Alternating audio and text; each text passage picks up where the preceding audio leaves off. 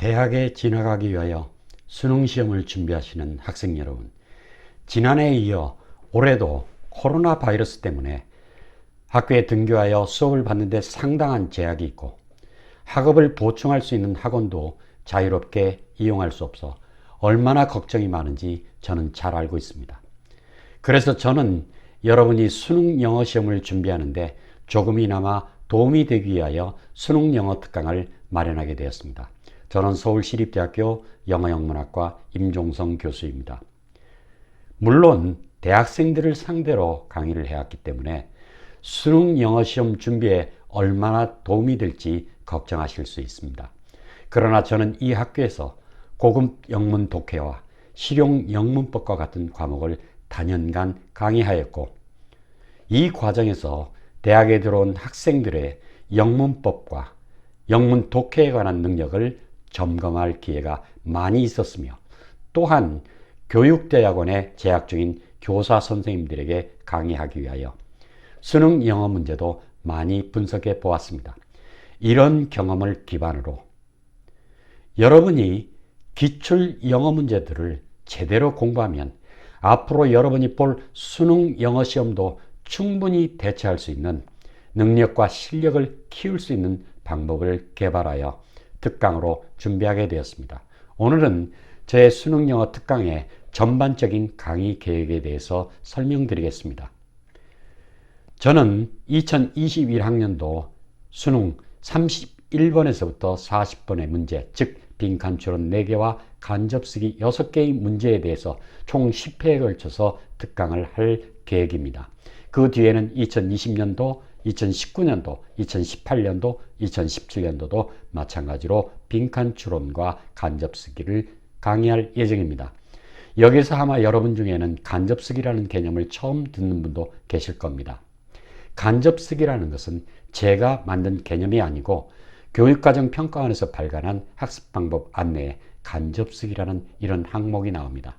또한 교육부도 수능 시험을 치르고 난 뒤에 보도한 보도 자료에 따르면 교육부도 간접 쓰기 문항은 글의 흐름, 글의 순서, 문장 삽입, 문단 요약과 같은 6개의 문제를 간접 쓰기 문항으로 분류하고 있어서 제가 이 용어를 사용하게 되었습니다.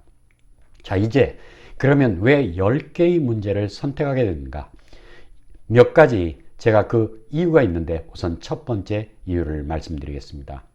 여러분들이 EBSI라는 홈페이지에 들어가 보면 역대 등급 컷 오답률 톱10에 대한 이와 같은 자료를 보시게 됩니다.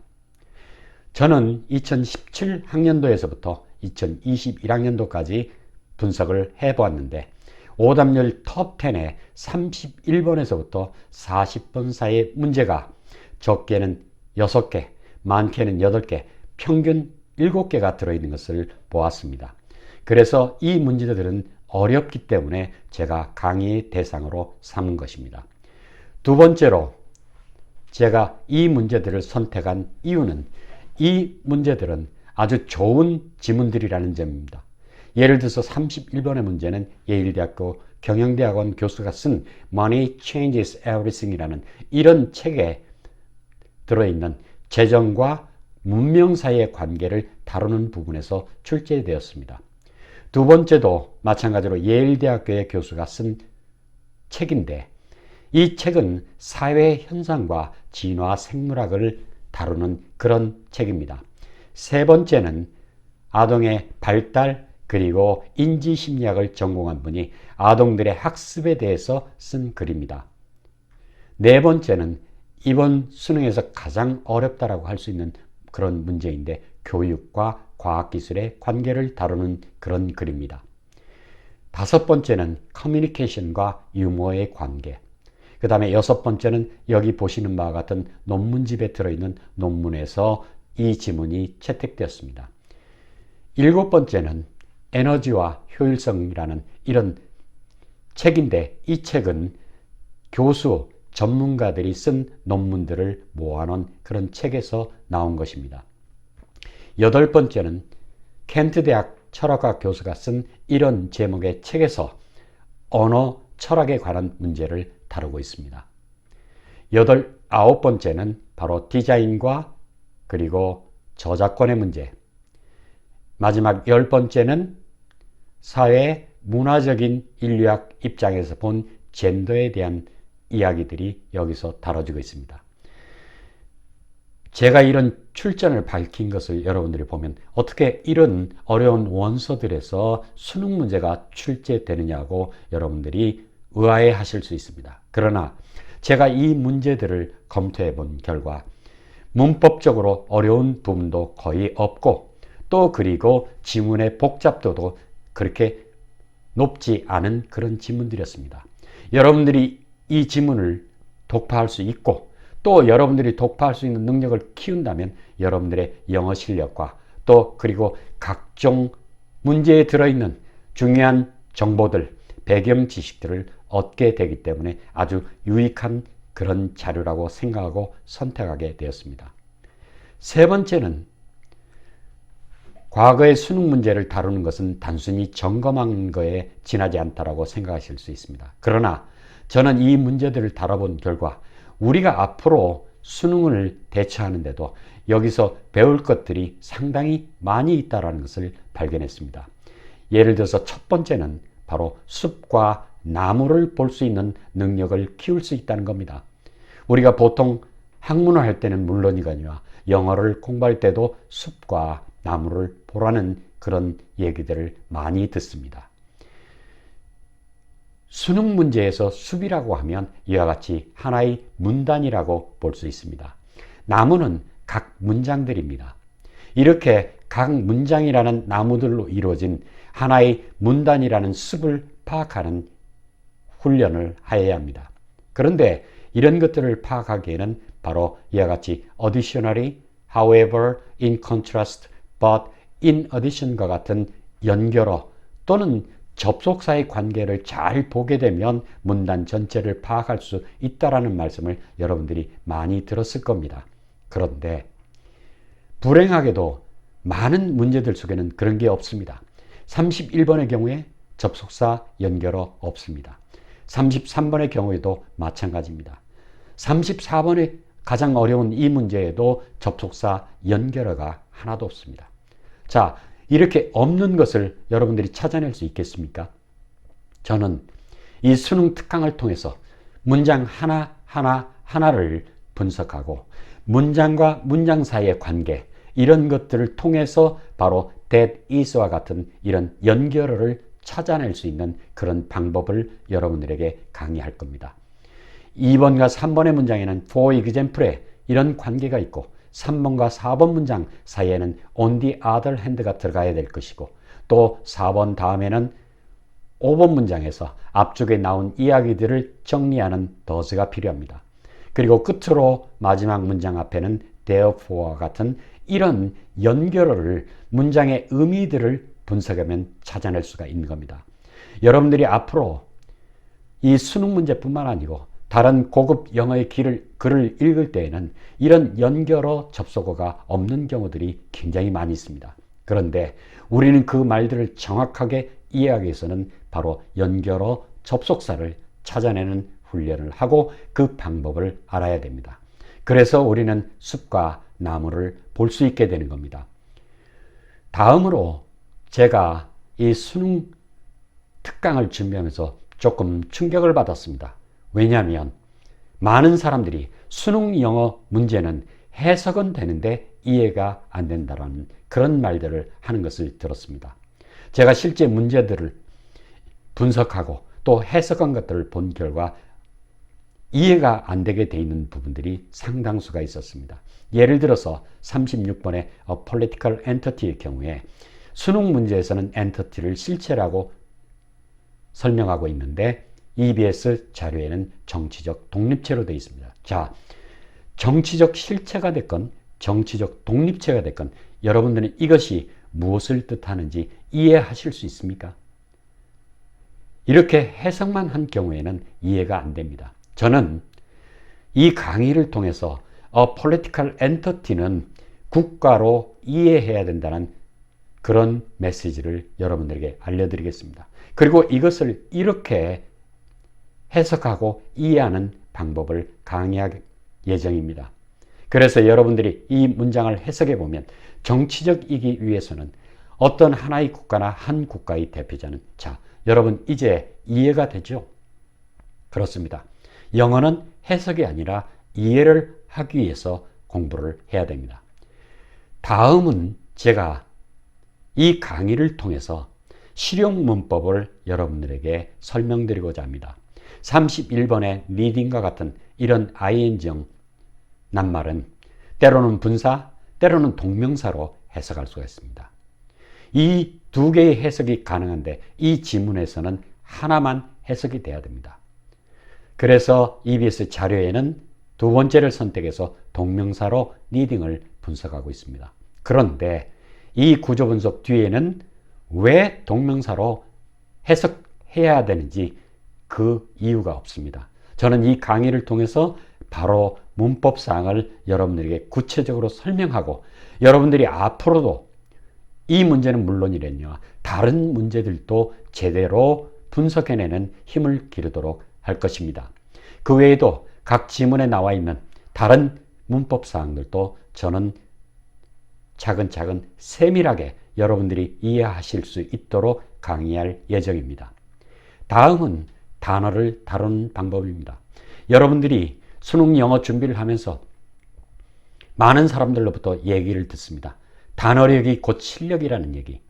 맞습니다. 단어력이 실력입니다. 그러나 그것만 가지고는 수능 영어를 풀 수가 없습니다. 예를 들어서 여기 있는 40번의 문제를 한번 보십시오. 굉장히 많은 단어들이 쓰여져 있습니다. 그리고 다양한 단어들이 쓰여져 있습니다. 여러분들은 아마 퍼블릭이나 폴리티컬이나 리더십이나 파워나 다 아는 단어들입니다.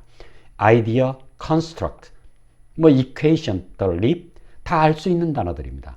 그런데 이 문맥 속에서 이 단어들의 서로의 관계, 즉 동의어, 반의어 관계의 특징을 찾아내지 못하면 이 지문을 아무리 해석해도 무슨 뜻인지 모를 수밖에 없습니다. 예를 들어서 public leadership은 political power와 연결해서 해석해야 됩니다. equation도 립과 중대한 관계가 있습니다. 그러나 단순히 단어를 암기했다면 equation과 또 립은 전혀 관계가 없는 그런 단어가 되는 겁니다. 그래서 단어를 암기하는 것도 중요하지만 이거보다도 더 중요한 것은 문맥 속에서 동의어와 반의어, 유사어들의 관계를 정확히 찾아내서 이것들이 무엇을 의미하는지 여러분들이 이해하는 것입니다. 이런 단어를 다루는 방법을 모르면 아무리 많은 단어를 알아도 이 지문을 해석할 수가 없습니다. 그래서 저는 이 방법, 어떻게 네이티브 스피커들이 유사어들을 다루는지 이 강의를 통해서 설명드릴 예정입니다. 다음은 영어와 우리말의 차이점을 정확히 알고 영어의 문장들을 우리가 이해할 수 있게 바로 번역하고 해석하는 방법을 강의할 예정입니다. 34번의 문제 첫 번째 문장, 굉장히 이해하기 힘든 문장입니다. 더군다나 EBS 교재와 연계되어 있지 않기 때문에 어떻게 해석하는지 잘 모를 수가 있습니다. 그래서 저는 이 문장을 인터넷에 있는 두 개의 번역기에 돌려봤습니다. 그랬더니 이와 같이 두 개의 해석이 나옵니다. 그런데 여러분 한번 보십시오. 교육기술의 성공적인 통합은 사용자에 의해 학습, 교육 또는 수행에 방해받지 않는 촉진자로 간주되는 기술로 특징 지어줍니다. 자, 여러분 이렇게 번역되어 있는 걸 읽고 여러분 이해하실 수 있습니까? 두 번째 해석도 마찬가지입니다. 교육기술의 성공적인 통합은 사용자가 학습, 교육, 수행, 방해하지 않는, 위에서는 방해받지 않는이 나왔죠? 간주하는 기술로 표시됩니다. 이게 도대체 무엇을 의미합니까? 그리고 이런 해석이 여러분들에게 얼마나 도움이 됩니까? 그런데 이 해석은 제대로 이해할 수 없는 근본적인 이유는 바로 통합에 있습니다. 통합이라는 말을 표준 국어 대사전에서 찾아보면 통합은 둘 이상의 조직이나 기구 따위를 하나로 합침입니다. 자, 여기에 통합이라는 단어, 인티그레이션이 나와 있습니다. 그런데 그 뒤에는 둘이 아니라 단 하나의 대상, 즉 uneducational technology가 나와 있을 뿐입니다. 자, 그러면 이 문장은 어법에 맞지 않는, 즉 비문법적인 문장인가요? 이거는 영문법적으로 완벽한 문장입니다. 다만 이렇게 글을 쓰는 이유는 우리말을 쓰는 것과 영어를 쓰는 법이 다르기 때문입니다. 그것을 모르면 앞으로 이런 문장들을 굉장히 많이 접하게 될 텐데 이 문장들을 해석해 낼 수가 없습니다. 저는 여러분들에게 강의를 통해서 이 문장을 해석할 수 있는 방법을 알려드리고자 합니다. 거기에는 중요한 어떤 도구가 하나 있는데 바로 이와 같은 책입니다. 이 책은 생각의 지도라고 번역되는데 미시간 대학의 심리학 교수인 리처드 니스벳이라는 이분이 쓴 겁니다. 이 소제목에 보면 How Asians and Westerners Think Differently and Why라고 나왔습니다. 동양인과 서양인들이 왜 서로 다르게 생각하는가, 그리고 그 이유가 뭔가 하는 것에 대한 여러 가지 이야기들이 여기서 발견될 수 있습니다. 그 중에서 중요한 동기 중에 하나는 바로 언어입니다. 그래서 저는 영어와 한국어의 차이점을 분명히 밝혀서 그리고 거기에 기반해서 해석하고 이해하는 방법을 강의할 예정입니다. 마지막으로 저는 배경 지식, 즉 역사 인문 지식을 강의할 예정입니다. 여기에 보시는 것처럼 여기에 단어들이 많이 쓰여져 있습니다. 그런데 이 단어들은 단순하게 단어의 집합이 아니고 어떤 사실, 현상에 대한 설명하는 내용입니다. 그런데 무조건 해석해 보면 이해할 수가 없습니다. 여기 token use 상징의 사용이 있습니다. consequently writing이 나와 있습니다. 결과적으로 글자. 자, 여러분 이 해석을 가지고 이해할 수 있습니까? 이거는 배경 지식을 모르면 해석할 수가 없습니다. 이 내용을 이해하기 위해서는 고대 수메르 문명에 대한 배경 지식이 있어야 됩니다. 저는 이 강의를 통해서 수메르 문명에 대한 설명을 해드릴 예정입니다. 수메르인들은 과거에 토큰이라는 걸 만들었습니다. 바로 이것들입니다. 마치 공깃돌이나 장난감처럼 보이지만 이것은 점토로 만든 것으로서 상품을 나타내는 표식입니다. 즉 거래하는 물건들을 나타내는 표시죠. 이 윗줄에 있는 것은 대부분 밀이나 이런 것들, 곡물류에 관련되어 있는 것이고 그 외에도 옷감, 맥주, 그 다음에 버터 등등을 나타내 주는 겁니다. 예를 들면 여기 단지처럼 항아리처럼 보이는 이게 있는데 이것은 바로 one jar of oil, 기름병을 나타내 줍니다. 그래서 두 병을 가져가게 되면 이 토큰 두 개를 놓고 이렇게 해서 바로 거래 관계를 표시하던, 즉 회계장부와 같은 역할을 했던 이 토큰이 바로 글쓰기로 발전하게 됩니다. 여기에 있는 점토판은 쐐기 문자로 쓴 그런 내용이 담고 있습니다.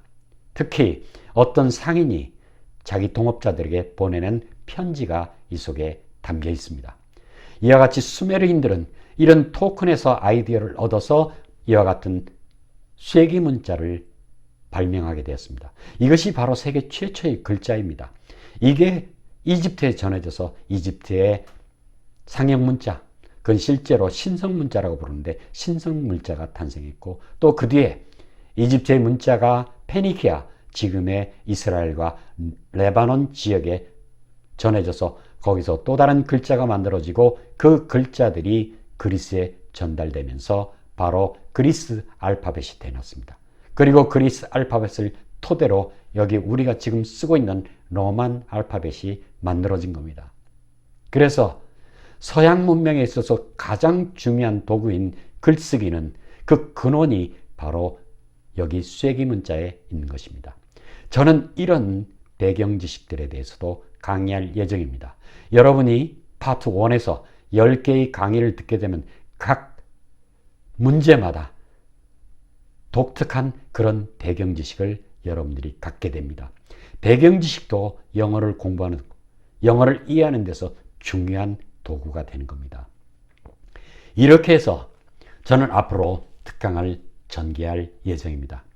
매 강의는 하나의 문제를 철저하게 분석하기 위하여 일반적인 강의 방법과 다른 방법을 사용하기 때문에 짧게는 30분에서 길게는 1시간에 걸쳐 진행될 예정입니다. 그래서 여러분들은 보통 몇 분 안에 한 문제를 해결하는 강의에 비해 상당히 길다고 느낄 수 있을 것입니다. 그러나 수능 문제 지문은 그렇게 쉽고 간단한 문제가 아닙니다. 또한 답만 찾는 방법은 실력을 양성하는 데 전혀 도움이 되지 않습니다. 이제 학습 방법을 바꿔 한 문제씩 철저히 분석하고 학습하여야 합니다. 특히 2022학년도부터는 수능시험과 EBS 교재의 연계율 그리고 연계 방식도 달라지기 때문에 수능시험에서 진정한 승자가 되기 위해서는 흔들리지 않는 실력을 쌓는 겁니다. 제가 여러분에게 당부드리고 싶은 말씀은 단순히 강의를 듣는 것에 그치지 말고 강의한 문제 지문을 하나씩 소화하여 완전히 여러분의 실력으로 만들고 강의에서 배운 방법을 철저히 활용하여 영어를 공부하라는 점입니다. 그러면 처음에는 상당히 느리게 느껴지지만 상대평가가 아닌 절대평가가 적용되는 수능 영어 시험에 대비하는 데 많은 발전이 있을 것입니다. 끝으로 이 강의는 방송 기술을 잘 모르는 제가 PPT 자료 준비에서부터 녹화까지 모두 저 혼자 제 연구실에서 하였기 때문에 훌륭한 방송 기술을 이용하여 만든 화면에 비하여 부족한 점이 많이 있으니 양해해 주시길 부탁드립니다. 저는 기술적인 면보다 강의 내용에 최선을 다할 것을 약속드리고 제가 이제까지 강의해온 익숙한 방법으로 강의를 할 예정이니 여러분도 제 강의실에 들어와서 강의를 듣는 그런 편한 자세로 강의를 들어주시기 바랍니다. 여러분, 코로나의 시대 어둡고 힘든 시기입니다. 그러나 여러분에게는 실력을 키워서 대학에 진학하고 그 뒤에도 먼 여러분의 미래를 개척할 수 있는 꿈이 있습니다. 여러분들은 이 소중한 꿈과 또 여러분들의 소망을 키워나가야 됩니다. 그러니까 여기에 암울함에 지치지 말고 여러분 희망을 가지고 그리고 활기차게 영어 공부를 하고 여러분들의 앞날을 개척해 주시기 바랍니다. 저는 이제 곧 본격적인 강의를 준비하여 올릴 예정이고 또 여러분들에게 알려드리겠습니다. 여러분 그때까지 항상 건강하게 지내시길 바랍니다. 고맙습니다.